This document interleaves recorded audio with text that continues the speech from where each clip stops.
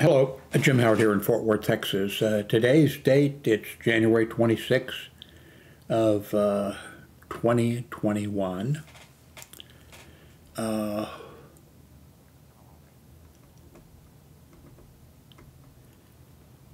Did you all see, this is on CNN, I'm sure it's on YouTube also. Tobago CEO, I don't know what Tobago is, I'm sure doesn't matter. He's being interviewed in Germany, I believe, and by CNN. And here's what something we've seen a lot of happens.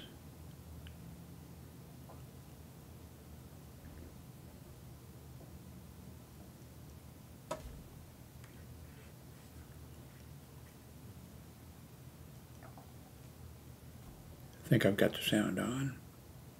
Yes. Axel Heffer is the CEO of the travel booking site Trivago. He joins me from Dusseldorf, Germany, via Skype. Axel, okay, look, we know the industry is being brave about this in the sense of recognizing this is the case. And here we have a visitor. Go on, who have we got there? Say hello, come on. Let's say hello to... There we go. Who's this, Axel? He wants to go to bed. Well, wish him good evening for us. What's his name? Victor, but he can't hear you. I'm connected by my AirPods. Sorry about that. Are you okay to continue? Oh no, Victor is determined. That's okay. That we're going to keep going. I'll let. Oh, we're there. Even better. Even better. Now we're talking. All right, so Victor, no, Victor, it's Axel we're talking to. Axel, tell me, just...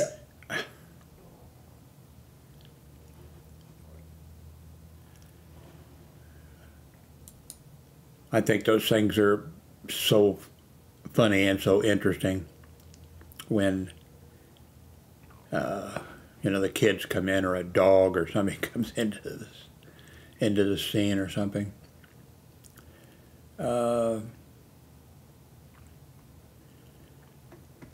Looks like the Democrats are going to use the option that in the Senate that you can use where you can pass some things with just 51 votes, which the Democrats have now,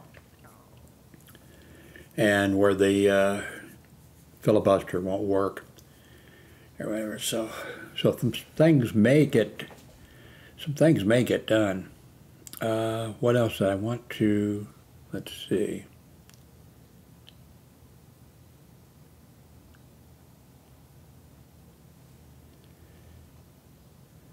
The Republican Party really needs, I think, of course I'm not a Republican, needs to just remake itself, and fix some things in the party.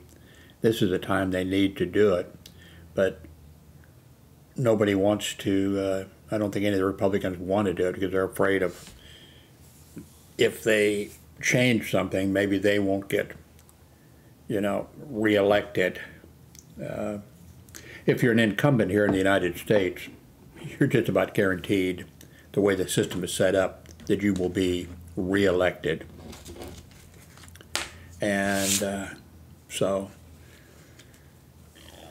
I objected, well, I still do, I think. I objected in the past to the idea of, which I think sort of originated in California, of term limits. And, but, maybe something, I don't know, the system is messed up.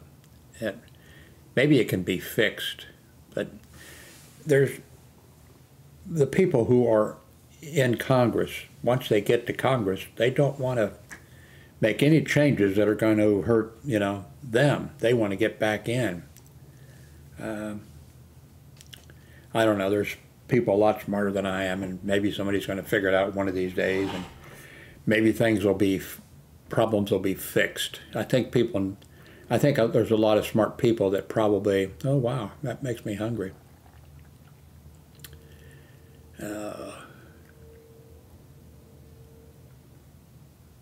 I love cheese. I eat way too much cheese.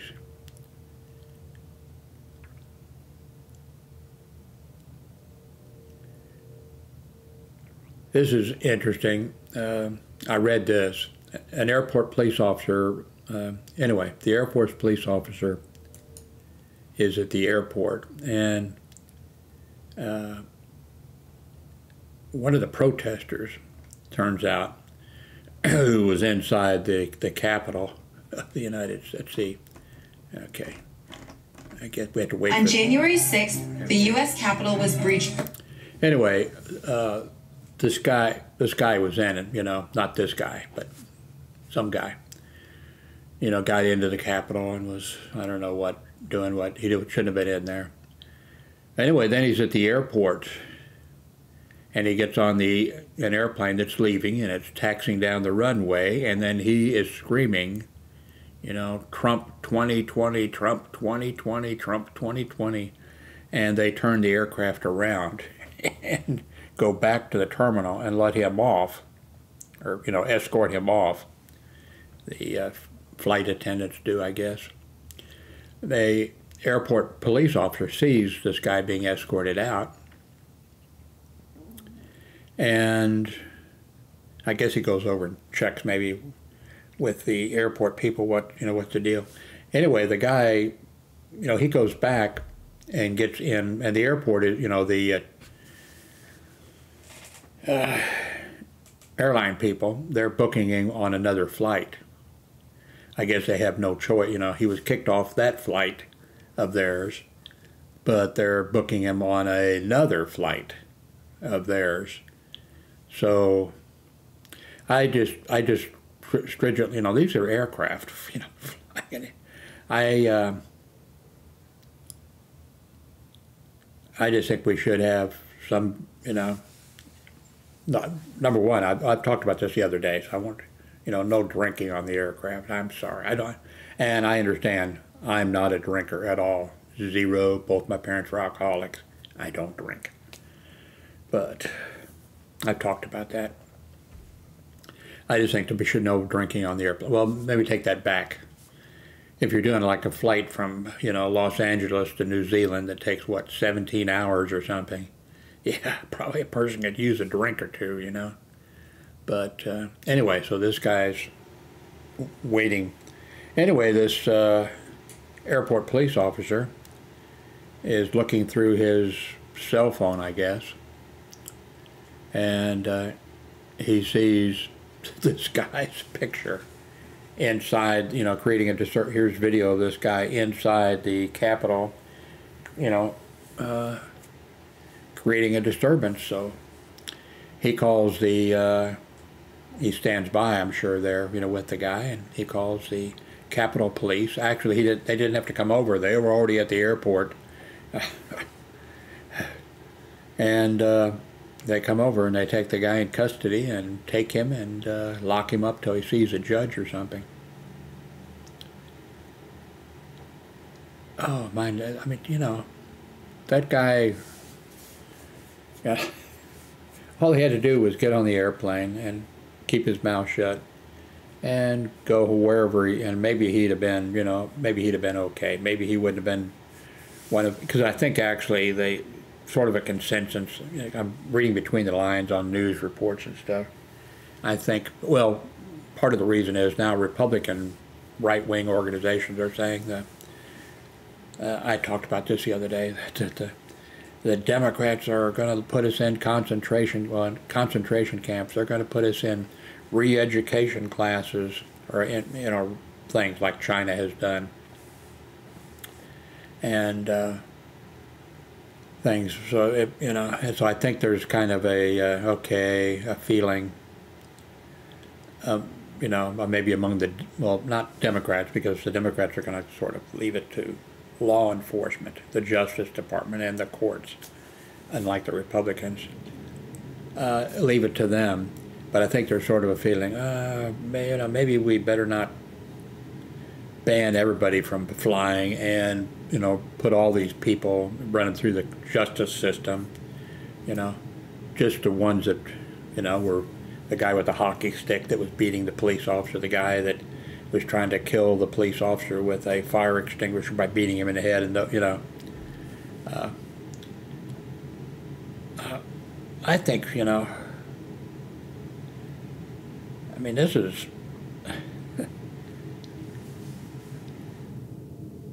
an attempt at, you know, bringing down the United States of America, you know.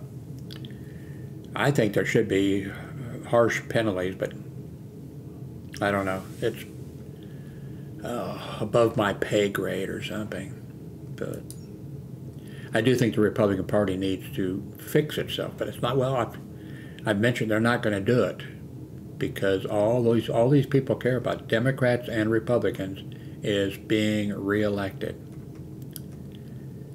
I don't think, in a way, you know, term limits. I don't think that would. Well, it would probably help with some of the problems, but on the other hand, the problem with Washington D.C. is, and with Congress, is that there's no. These people don't know what they're doing. I mean, some of them, you know, a lot of them that come in, they don't know what they're doing, and we do need people that know how the system works, how to get things done, and I don't know. I don't know what the solution is. I've never seen things. I'm going to be 80 here in a couple months. Things are bad, and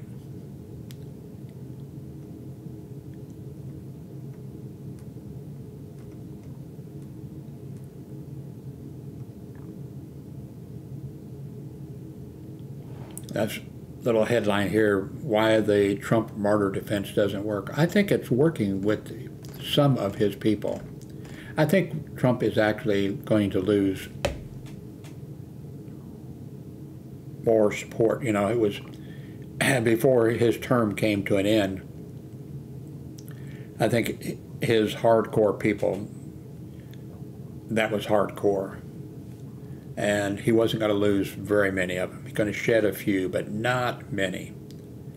And then after the rioting and the insurrection against the United States of America, and people trying to, kill the Vice President of the United States, and Nancy Pelosi and others, I think that the Trump hardcore, I think some of those people have, I think a sizable number have left. But there was a book, The True Believer. I read that, I think, in high school. It wasn't required. I didn't read anything that was, I didn't never open my books, but I read books on my own. Military field manuals from the government printing office and all kinds of stuff, and paperback books. And one was A True Believer, and it talks about there are people who, a lot of them through no fault of their own, their parents messed them up, or society messed them up, or whatever. And those people are, some of them are the true believers. They're looking for a cause. And it doesn't really, you would think because they'd be like a skinhead or a Klan member or a Nazi or something, but really in their brain and in their psychology or whatever, they're just a true believer, and they just need a cause. They need something that they can belong to. It might be a religious cult in Guyana that's going to drink lemonade. They just need a cause, that's something that they can believe in, like a family. They're all together, and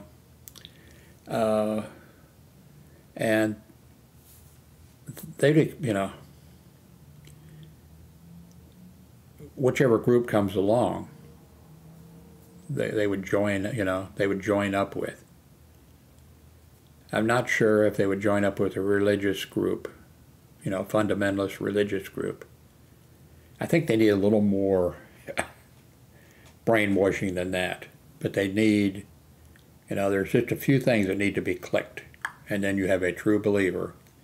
and they're dangerous because, like the guy who shot Wallace, Governor Wallace, who was running for president on, I think, the Southern Party or something or other. And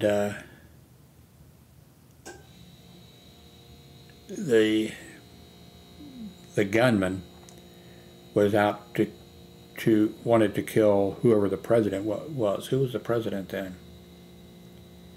Oh, gosh. He's either to kill the president or the guy who was running. Well, no, it was but this guy didn't have access to, the president of the United States or whoever, the Democrat or Republican, whoever he wanted to kill, wasn't down, but George Wallace was down, and so he was convenient, and so this guy shot George Wallace, paralyzed him from the waist down or neck down or something. I think from the waist, I don't know. So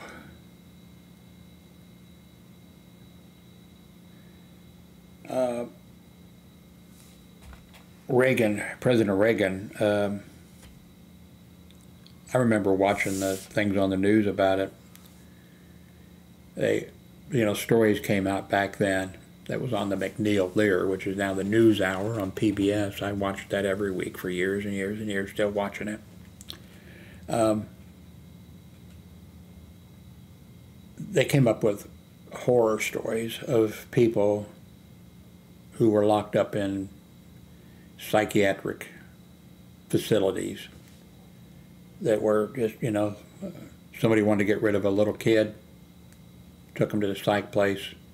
The little kid had nothing wrong with them, mentally, or maybe they were a little slow or, something, but they took him there, and those, the little kids grew up, never got out, nothing wrong with them. Well, of course, something would be wrong with you after years and years of being in a psych hospital, and they grew up and they died in the, psych hospital. They told all these kind of stories, which I guess were true.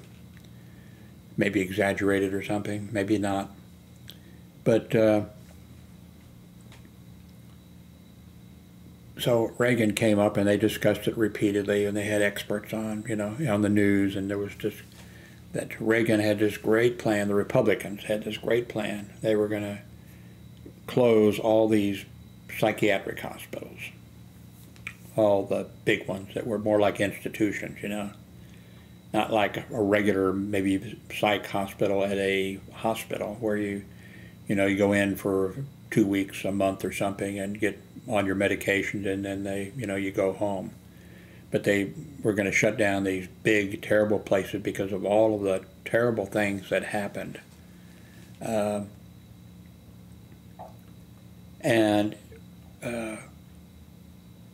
Reagan and the Republican administration, they had this great plan that they came up with: close these hospitals, and then open up little places all over the different cities. There would be these places where like a home, what would you call it?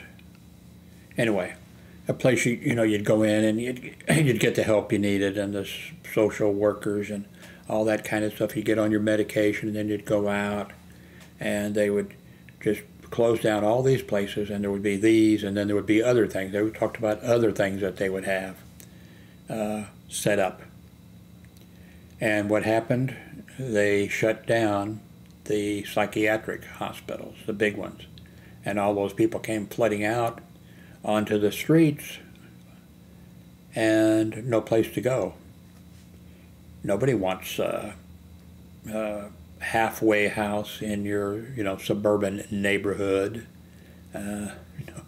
Nobody wants, and there was no funding for it anyway. And those people, lived and died on the streets, with no help. And that was the Reagan Republican, plan to take care of people who had problems. So I don't know. You know, I don't know if there are problems. I'm depressed. Not depressed where I need to go to, you know, but I just don't see a solution. We have a two-party system, and one party, the Republican Party, has been a problem forever. I've done a couple of videos on that where I spent 45 minutes or an hour and 30 minutes just talking about the Republican Party from the time of Hoover to, you know, to the present day. And the Republican Party is is a problem, and I guess the two-party system is a problem. But on the other hand, if you get a third party going, it's either going to crush and destroy the one of the two parties. It's either going to destroy the Republican Party, so nobody can get elected, except maybe locally, but no, you know, or it's going to do it to the Democratic Party, where nobody can get, you know, it's since we're set up, I mean, it's not in our Constitution or our laws or anything else that we have. Our founding fathers didn't intend it for us really to have political parties. They thought those were not good.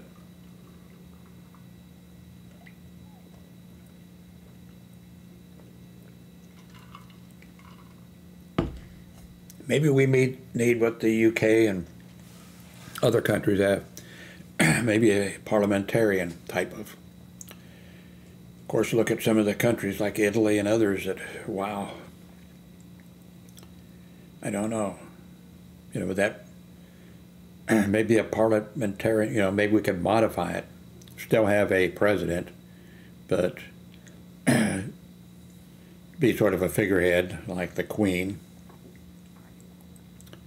You know, have some functions. But I don't know. There again, I'm not smart enough to figure it out. All I know is I think all of us know there's a problem. You know, the rise and fall of the United States. No, I thought that was my cell phone. Okay, what else did I want to talk about? I think that's it. I think what I'm going to do is starting in February, and this is the 26th of January, I think 3 days a week I'm going to do live streaming, and I'll set up a days, maybe Monday, Wednesday, and Friday, and I will post ahead of time that it's going to be for the entire month, Monday, Wednesday, and Friday. And maybe I will do 1 hour each of those days. Or maybe I'll do, if it's going to be Monday, 1 hour on Monday, 2 hours on Wednesday, 3 hours on Friday, something like, but it will be, YouTube has a way to set that up. So you would get reminders, some kind of reminders, sort of a countdown, and maybe give that a try. And two, I won't make the time the same time. I'll make it the same time, you know, Monday, Wednesday. But what I'll do is maybe, in order, because there's people around the world, although most of my viewers are, I think, in the United States and Canada, but still, I'll set it so that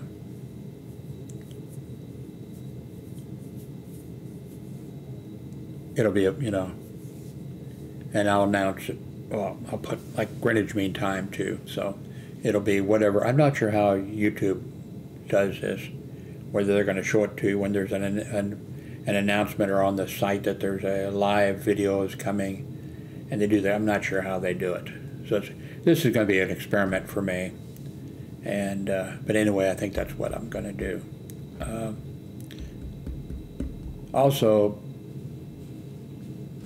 maybe some of you are not going to like maybe the way I do it, and maybe nobody will like it. But believe me, I was doing live streaming and live chatting before there was a YouTube, way before there was a YouTube. And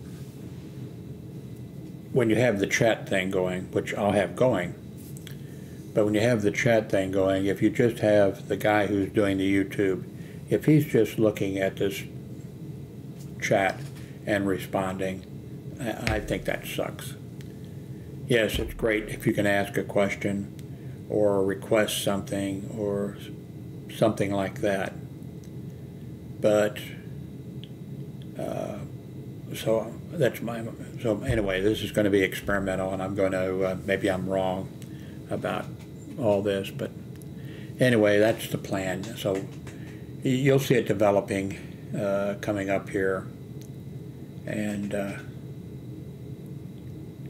that's my plan for February, and we'll see what happens. So thank you very much for watching.